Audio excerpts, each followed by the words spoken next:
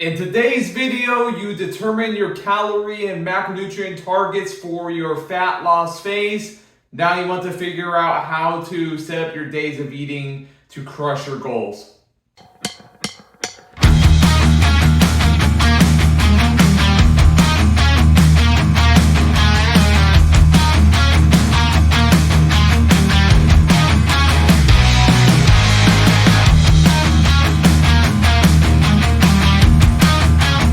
What's going on? Pro Physique Coach Ben Berluti here, and today I'm going to quickly go over how to set up your days of eating so that you can absolutely crush your fat loss goals and be successful on your weight loss transformation journey. So I have plenty of videos and resources on this subject on my channel. I'm going to link my nutritional basics series up here for you guys. So check that out, okay? But in a really quick, concise manner, here's how you need to set up your day of eating and why, all right? So, when you approach your meal, you gotta have a way of structuring it so that you're hitting your calorie targets, right? What's the structure I recommend?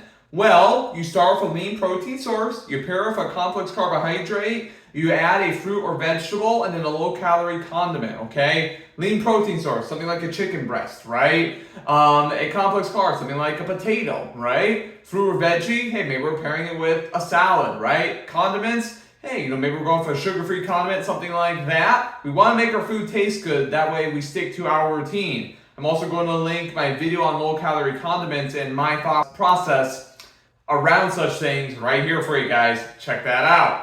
Okay, so we got the structure of our meals down. Now, how many meals should we have per day? Should we do intermittent fasting? Should we have 1 meal a day? Should we have 6 meals a day? Look, in order to make this process sustainable, you got to stick to a plan that's not extreme. There's no need to reinvent the wheel. If you are used to eating 1 to 2 meals a day and your body responds well to that, meaning your digestion is good and that sort of thing, that is fine, because the most important thing is the amount of calories you take in per day, whether you have 1 meal or 6. But how sustainable is that for the long run? If you have a family and you want to have dinner with your family, how could you do that if you ate your 1 meal of the day at 2 p.m.? What are you going to do? Just sit there and look at them? Hey, I would recommend you have 3-4 meals a day, breakfast, lunch, dinner, maybe a protein-filled snack post-workout. That way, you can adhere to it for the long run. And that's what this process is all about. Long-term sustainable weight loss, right? Also, another benefit of having multiple meals a day, specifically spreading out your protein throughout the day, is to maximize muscle protein synthesis. The research is kind of conflicting in this area, but it seems to be important to have several protein feedings throughout the day spread across a few hours. So maybe every 4 to 6 hours we're having a protein feeding of at least 25 grams of protein. So if we're having 200 grams of protein a day, we want to have 4 meals, hey, have 50 grams of protein in each meal, okay? That way, again, you can optimize muscle protein synthesis. The way I like to look at it is essentially the signal for our biceps muscle response to our workouts in the gym, right?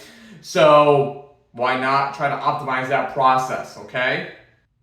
And to wrap things up, we talked about having 1-2 meals a day, digestion, that sort of thing. That can be impacted if we have one huge meal at the end of the day, right? Like if we have a couple meals earlier in the day, but they're really small, like we're eating like a bird, and then at night we like save it so we go for broke. Well, number one, my energy needs are not at night. Like my work and professional responsibilities are during the day, so I want to have my larger meals earlier in the day. But number two, if I have this gigantic meal at the end of the day, even if it fits into my daily calories and macros, I'm probably going to feel super bloated. The scale's going to be up the next day. I'm going to be frustrated. I'm like, oh man, why am I not losing weight? You're probably just holding water, but then the scale's not reflecting that because we're always kind of like bloated in this state of having undigested food in our stomach, right? Hey, that's not good. We want to feel good too, right? So use all this to your advantage. Hope this helps. Talk soon.